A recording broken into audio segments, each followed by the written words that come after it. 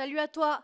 Bienvenue dans ma chaîne si t'es nouveau. Aujourd'hui, je vais te parler d'un sujet sérieux mais vraiment important, les symptômes de la dépression. Avant de commencer, je ne suis pas une professionnelle de santé. Tout ce que je veux dire ici vient de mes expériences personnelles parce que j'ai traversé plusieurs épisodes dépressifs dans ma vie. Et je tire ça aussi des expériences de mon entourage. Si tu te reconnais dans ce que je vais dire, surtout n'hésite pas à en parler à un médecin, à un psychologue ou un psychiatre. Tu n'es pas seul. Avant tout, faisons un petit point sur ce qu'est la déprime, qui n'est pas la dépression.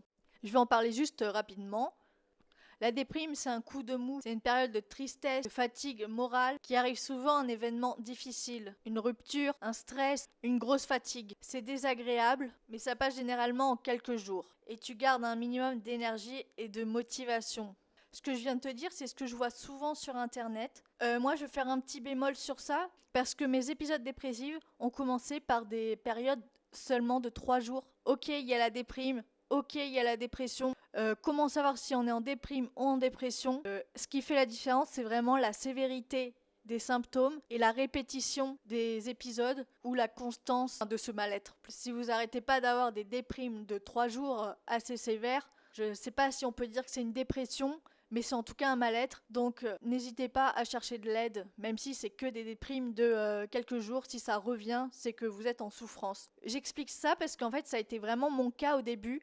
Et j'arrivais pas à dire que j'étais en dépression parce que à chaque fois que je faisais des recherches, ça durait pas assez longtemps pour que ce soit de la dépression. Et du coup, je me disais, je suis juste en déprime. Sauf que ces épisodes, ils ont continué jusqu'à augmenter dans le temps. Et si j'avais su dès le début que c'était de la dépression, peut-être que j'aurais pu trouver de l'aide avant d'en arriver là où j'en suis. Mais c'est pas grave. Quoi qu'il en soit, je vais beaucoup mieux aujourd'hui. Mais voilà, il faut vraiment faire gaffe avec ce que c'est la déprime et le niveau de mal-être dans lequel vous êtes. Donc vraiment, ça c'est compliqué, mais essayez d'évaluer comment vous sentez. Et sinon, demandez l'avis à un professionnel, voire à plusieurs professionnels, voire à votre entourage, et faites vos recherches. Seul vous savez ce qui est mieux pour vous. Enfin, quoi qu'il en soit, la dépression est décrite comme quelque chose de plus profond et durable. Ce n'est pas une réaction passagère.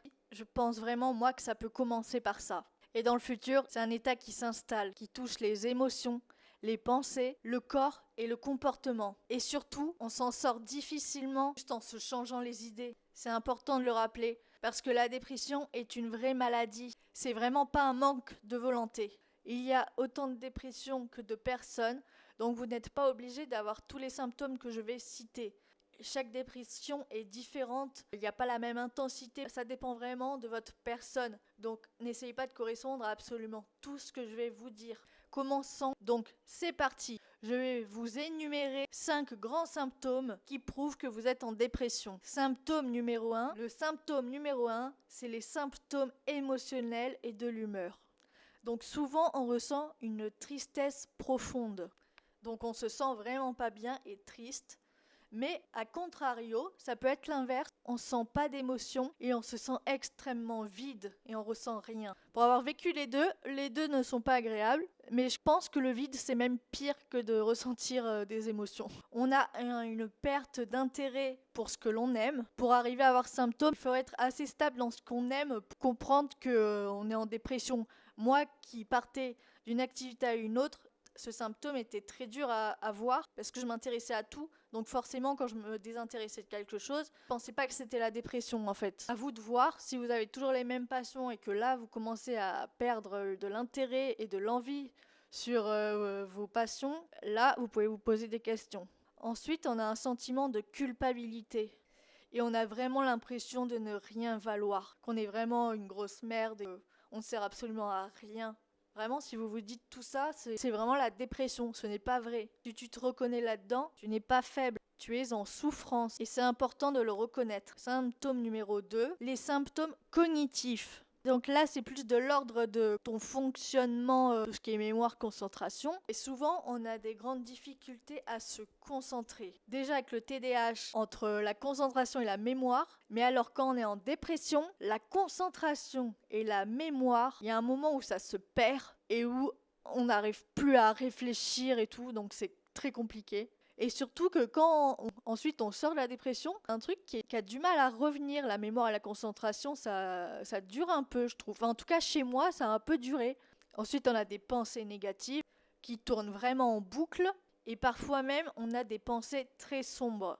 C'est pour ça que je dis, si vous êtes juste en déprime pendant 3 jours, mais que vous avez des pensées déjà noires, voire de mort, eh bien là, je trouve que c'est quand même des signes après-coureurs de la dépression. Mais du coup, tout ça, ça ne veut pas dire que tu es véritable nul ou incapable. Ce sont juste tes pensées. Que ton cerveau, il est épuisé. Et ça arrive. Et ça se traite. Et n'oublie pas que la dépression, c'est pour dépressionner ton cerveau. Parce que tu as été en trop grande pression. Troisième grand symptôme, les symptômes physiques. Parce que oui, la dépression peut atteindre le corps physiquement. Ce n'est pas toujours le cas, comme tous les autres symptômes, mais ça peut être le cas. Par exemple, on peut avoir une fatigue énorme et écrasante. On peut avoir des troubles du sommeil. Donc soit ne pas arriver à dormir, se réveiller la nuit, ou l'inverse, absolument trop dormir. Se réveiller le matin en étant toujours fatigué. Les variations d'appétit, ça veut dire que tu peux arrêter de manger, ou l'inverse, tu peux faire de l'hyperphagie, l'hyperboulimie, tout ça, et pas arrêter de manger. Moi, pour ma part, c'était manger énormément de sucre. Ensuite, tu peux avoir des douleurs de la tête, au ventre, de stress. Moi, c'est souvent là que j'ai mal. Ça dépend de comment tu es toi. Et aussi, j'avais les bras qui me serraient. Voilà. Et je te rappelle toujours que la dépression, ce n'est pas dans la tête. Ça touche profondément le corps. Donc, tu ne l'inventes pas. Donc, c'est pas un manque de volonté, comme il y en a, ils disent. Enfin, c'est dans la tête, mais ça atteint tout ton corps, tout ton être, en fait. Et enfin, le quatrième sont les symptômes comportementaux. Donc là, tu peux avoir de l'isolement par rapport à tes proches, par rapport à tes activités. Tu vas de moins en moins sortir, plus en plus prendre de la distance avec tout le monde, ce qui est compliqué parce que quand on est en dépression, il faut justement demander de l'aide. On va avoir des pertes d'initiative, tu vas vraiment avoir du mal à prendre des décisions, vraiment du mal à gérer le quotidien. Ça peut aller de avoir du mal à aller au travail, en cours, à ne plus arriver à sortir du lit. Ça dépend de la sévérité, encore une fois. Et puis la négligence de soi. Vous pouvez arriver à gérer le quotidien en automatique, comme vous pouvez ne plus arriver à sortir de votre lit et plus arriver à vous laver. Et ce n'est pas un manque de motivation, c'est vraiment que tu es en incapacité de prendre soin de toi et de ta vie. Mais ça, encore, ça c'est un symptôme assez sévère. Ça dépend encore jusqu'à où tu vas dans la dépression. Et vaut mieux prévenir que guérir. Donc si tu as déjà toutes ces difficultés, consulte avant d'en arriver à des points assez compliqués. Tu peux avoir du mal à te laver, avoir du mal à te préparer à manger, voire comme arrêter de se laver, de prendre soin de soi. Même avec de la volonté, dans la dépression, c'est très compliqué, c'est une maladie. Donc voilà pour les gros symptômes de la dépression. Donc, si plusieurs de ces symptômes durent plus de 2 semaines et affectent ta vie sociale, professionnelle, etc., c'est peut-être le moment d'en parler à un professionnel. Et même si c'est moins de 15 jours, parce que ça fait beaucoup quand même de rester 15 jours dans son lit à pas se laver, ou à être avec des pensées intrusives, des pensées noires et tout ça. Donc on peut, d'après moi, demander de l'aide avant d'en arriver à un état catastrophique, parce que c'est vraiment dur après de remonter la pente. Ça se fait, hein, on remonte toujours la pente. Mais voilà, j'essaie de faire de la prévention et en même temps de vous dire si vous êtes déjà en dépression. Et n'oublie pas, demander de l'aide, c'est une force. Donc voilà, si tu te reconnais là-dedans, pas demander de l'aide. Quand on est dedans, on a l'impression que ça ne finira jamais. Je sais de quoi je parle. Ça finit un jour. C'est vraiment que passager. Je te jure que ce n'est que passager. J'ai vécu plusieurs épisodes dépressifs